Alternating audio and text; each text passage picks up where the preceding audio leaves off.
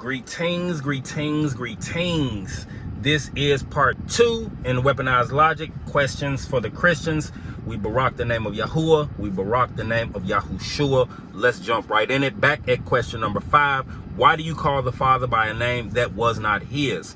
Let's turn right quick over to Exodus chapter 3, where we're going to read the very end of that verse of verse 15.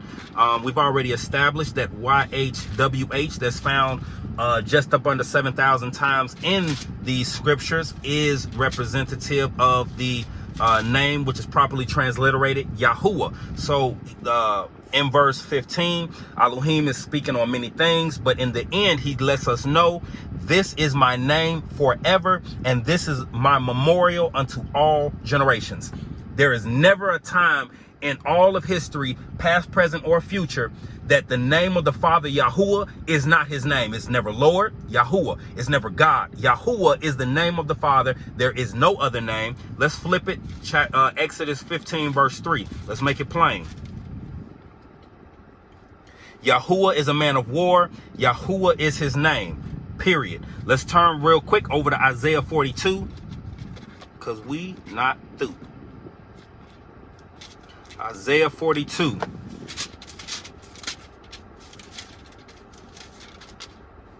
Verse 8, I am YaHuWaH. There is no more, you can't get no more simple, no more plain than the Father himself saying, I am YaHuWaH. That is my name.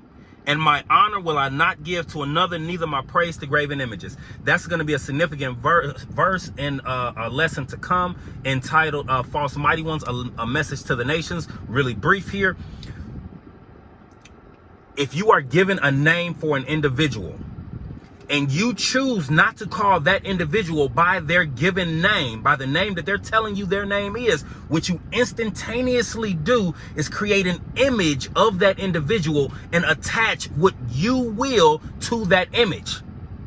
Whether it's your praise, your worship, your energy, whatsoever have you, you are giving that to the image you have created, because you are not subscribing to the name that that individual has given you for them. Okay, so you are creating an image. You are creating the imagery of idolatry by referring to the Father by a name that is not his, because he has given you his name, told you that is my name for all generations. That is my name forever, a memorial to all generations. The moment you create an image of the Father or the Son and attach your things to that image, you are creating an instrumentation for idolatry. Let's turn over to Zephaniah 3 real quick. Zephaniah 3. Zephaniah 3 verse 9. Zephaniah 3 verse 9. Where's my Zephaniah?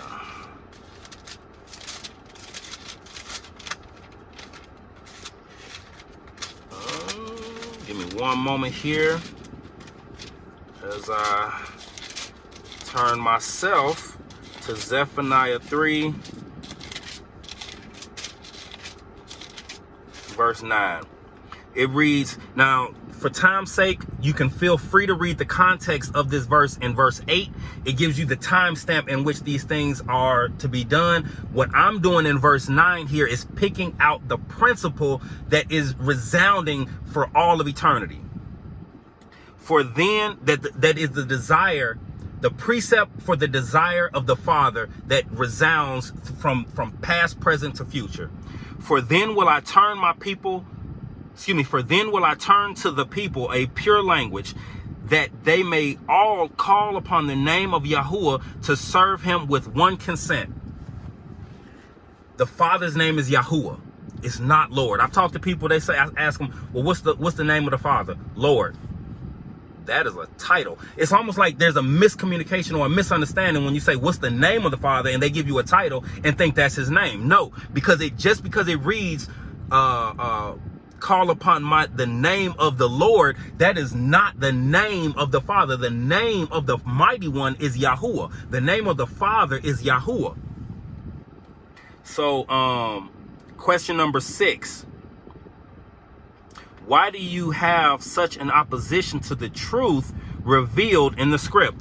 And the only thing that really comes to my mind is cognitive dissonance. Cognitive dissonance is the budding, that the stress created, the stress created when reality meets that which you have been told reality is. When someone is presenting the truth of the matter versus what you believed the truth of the matter was. Okay, so when I tell you the name of the Father is YaHuWaH, not Lord, you might have that moment, that feeling of stress in your mind, like, I've always called him Lord. That's what we know him as. That's what his name is. No, the script has something totally different. Don't get upset at the messenger for bringing you the truth. Get upset with yourself for rejecting the truth. We all must come to the decision of, what are we going to believe? Are we lovers of truth, or are we lovers of tradition?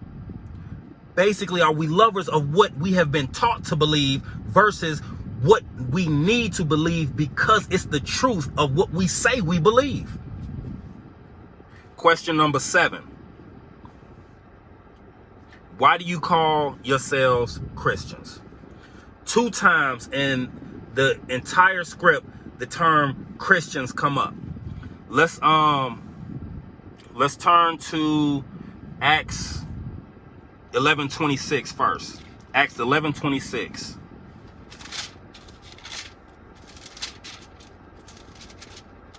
And it might be 3, but I'm only thinking 2. Might be 3 for honesty and truth's sake.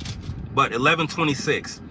And when he had found him, he brought him unto Antioch, and it came to pass that a whole year they assembled themselves with the assembly and taught much people, and the disciples were called Christians first in Antioch.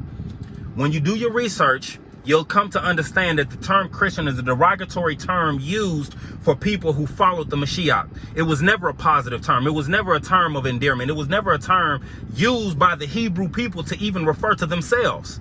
It was always a term used by outsiders, by heathen nations, by Gentile peoples to refer to the Hebrew peoples of that time. Never did the Hebrew peoples call themselves Christians. They referred to themselves as something totally different, which we're about to see. Let's turn over to Acts 28. Let's turn over to Acts 28, Acts 26, verse 28.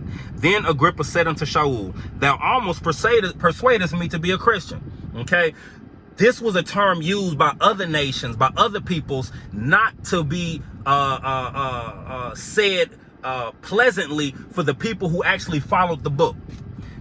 Now Shaul himself, the persecutor of them who followed the book, we're going to see what he called those people. Let's turn real quick over to Acts 24, verse 14.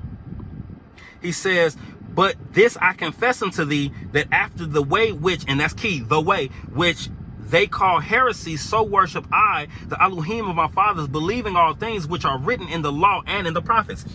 Shaul was one who persecuted the followers of the way. That's what we people called ourselves. That's what we people refer to ourselves who followed the Mashiach, followers of the way. Just like in Matthew, where YaHuWaH himself said, I am the way, the truth, and the life, the way. That's what we people call other of us, we who say we are following the Mashiach, followers of the way. That's who Shaul persecuted. Let's verify. Let's turn over to Acts 22, verse 4. It reads, and I persecuted this way, followers of the way, this way unto the death, binding and delivering into prisons both men and women. Key. Let's turn over now to and Shaul was talking to the bruised. He could have said Christians, but he said this way, followers of the way. Let's turn real quick over to 1 Peter chapter 4. 1 Peter chapter 4. We're going to bounce 10 by a little bit. We're going to bounce 10 minutes by a little bit. 1 Peter chapter 4, verse 16. It reads, let me get to 1 Peter. It reads, yet if any man suffer as a Christian, let him not be ashamed, but let him honor Elohim on this behalf. This is not a term that Kaffa or Peter was using as a good thing. He was saying, look, if any of you suffer by what them people call you, don't trip. Honor the Father even in that. Just don't look, verse 15, but let none of you suffer as a murderer or as a thief or as an evildoer or as a busybody in other men's matters. But yet, if you suffer as a Christian, if you suffer by what them people call you, don't trip on that. And so listen, we're going to commit this word into the hearts of the hearers and the doers of such a thing, of this word, and in Shamayim by way of Yahushua, our Mashiach, in YaHuWaH, Shalom.